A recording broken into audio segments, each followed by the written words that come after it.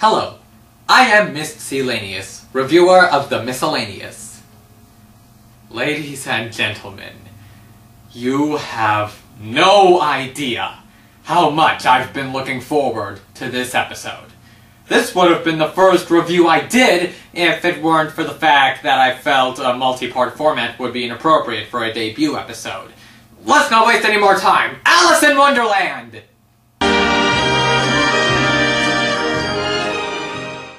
I bet I know what you're thinking. This isn't the Disney movie. That's because it isn't. This is the 1985 TV miniseries adaptation. This silly celebrity-filled oddity offers tons of material for a show like this. And seeing as the Nostalgia Critic never accepted my request to review this movie... We're sorry 100 times! Ah, you're forgiven! I've decided to take it upon myself to do so. Enough introduction. Let's take a look. We begin by meeting our main character, Alice, played by Natalie Gregory, who would go on to star in such classic blockbuster masterpieces as Oliver and Company and...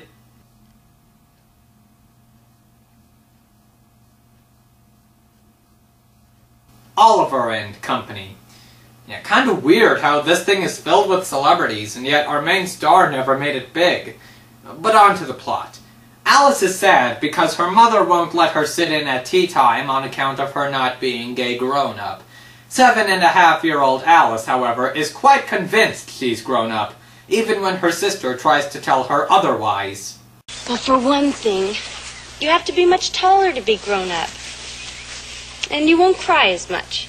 You are a bit of a crybaby. I am not. I don't cry much at all. I'll have you know I stubbed my toe last week while watering my spice garden, and I only cried for 20 minutes.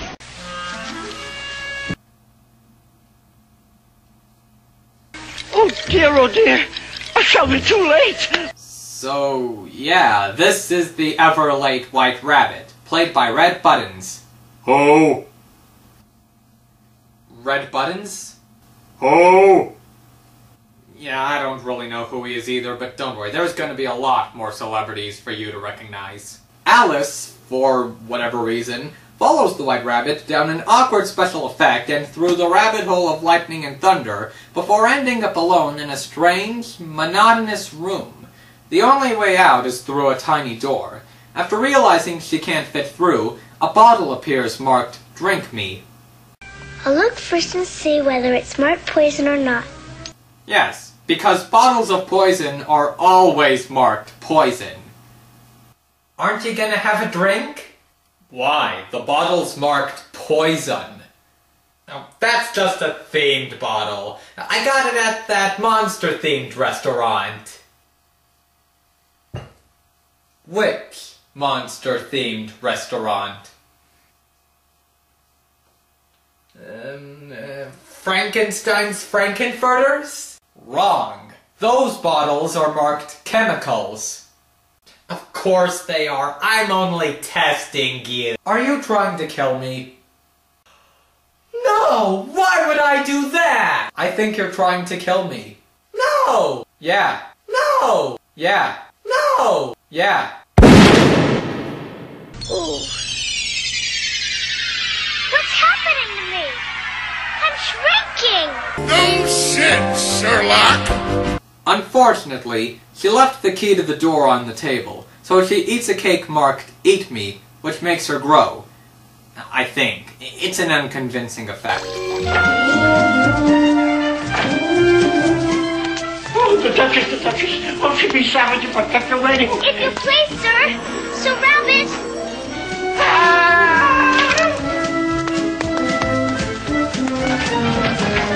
The White Rabbit's fan somehow shrinks Alice down again, and she finds a way out into a sea of her tears.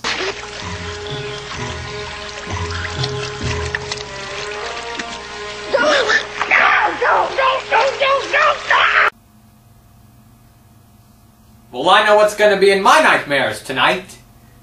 A mouse, played by Sherman Hemsley, brings Alice to shore as he explains his hate of cats and dogs. I hate dogs and I hate cats. I'm also not too fond of bats. You may think that dogs are sweet, says they love to snuggle at your feet, but to me they're oh so large that I tremble when they charge.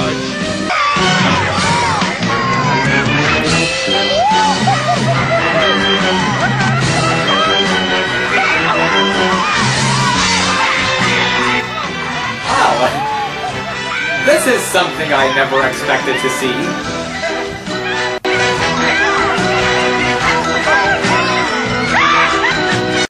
So Alice leaves that, and encounters the White Rabbit again, who mistakes her for his maid and sends her to his house to get his gloves and fan.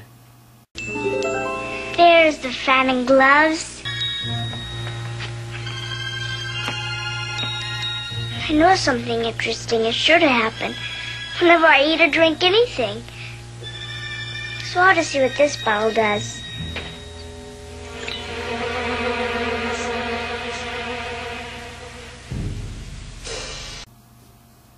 Why would you do that? You already know what these strange confectionaries can do to you. How do you know it's not gonna make you grow accompanied by a UFO sound?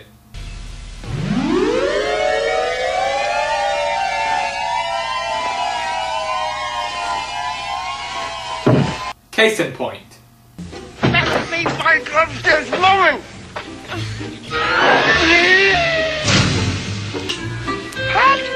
Pat! Where are you? Did you ever see an arm that size? It fills the whole window. You go and take it away. Oh, I don't like this at all, Your Honor. I don't like it at all. Bill! Bill! I got it! Hurry up! I got it! Oh! When Alice thwarts Bill the Backpack for a tail lizard's attempt at removing her, the White Rabbit and Pat the Pig Cat Thing, played by Scott Baio, try a different approach. Throw small rocks at her. Ouch! The rocks turn into cakes, whatever, it's Wonderland, which shrink Alice back down. She escapes into the woods where she encounters...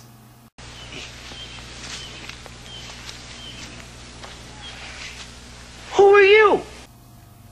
Sammy Davis Jr. in one of the weirdest and or worst costumes ever. But I can't quite remember. Why not? There are a lot of things. Oh, like when I tried to recite one of my favorite poems. It came out all wrong. Well, try You Are Old Father William and see how that comes out. Do you know that poem? Of course. Let me see. It starts... You... Wait. Let me help you. What, is he gonna do something cute, like he blows into his hookah and it produces a musical note?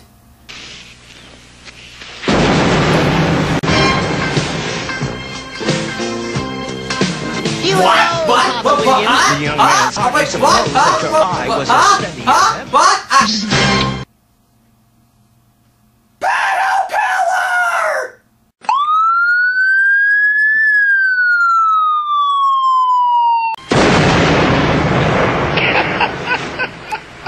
That was excellent. No, that was messed up.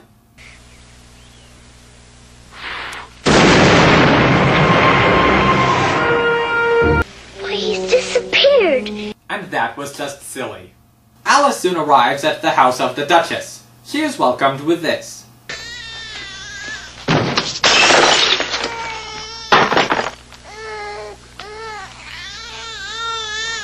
Well, isn't that a warm, comforting welcome?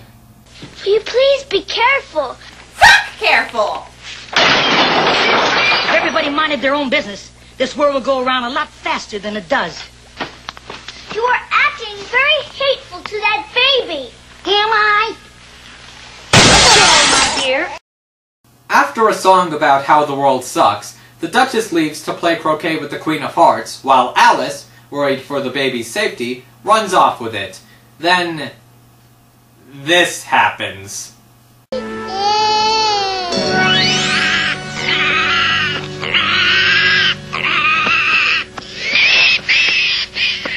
look, little baby, if you're going to turn into a pig, then I'll have nothing more to do with you.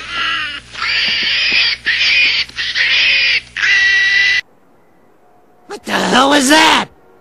Okay, so let's review. In that whole sequence, Alice is guilty of breaking and entering, kidnapping a child, and then abandoning that child. Our hero, everyone. If it had grown up, it would have made a dreadfully ugly child. But maybe a rather handsome pig, I suppose.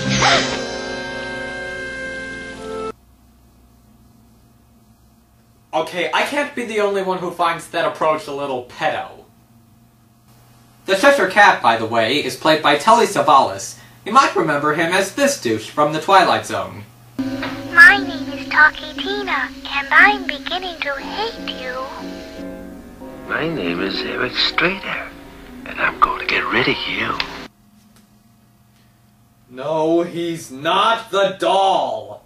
After a song telling Alice she has no hope, the Cheshire Cat directs Alice toward the Mad Hatter and the March Hare, and before he departs, he makes a statement that I think explains itself. Now, baby.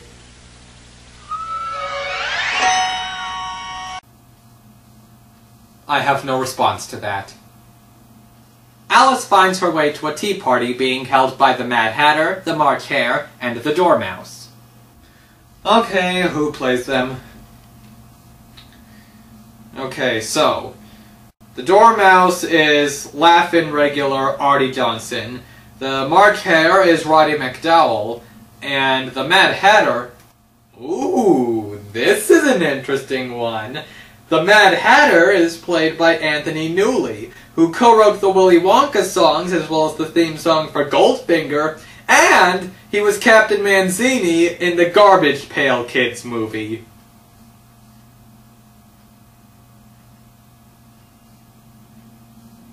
Someone from Garbage Pail Kids movie is in this. I don't know what to make of that.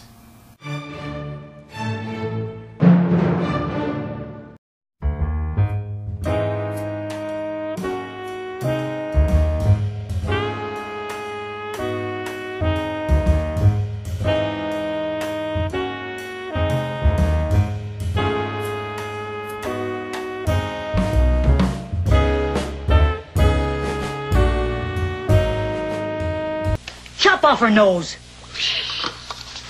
Eh,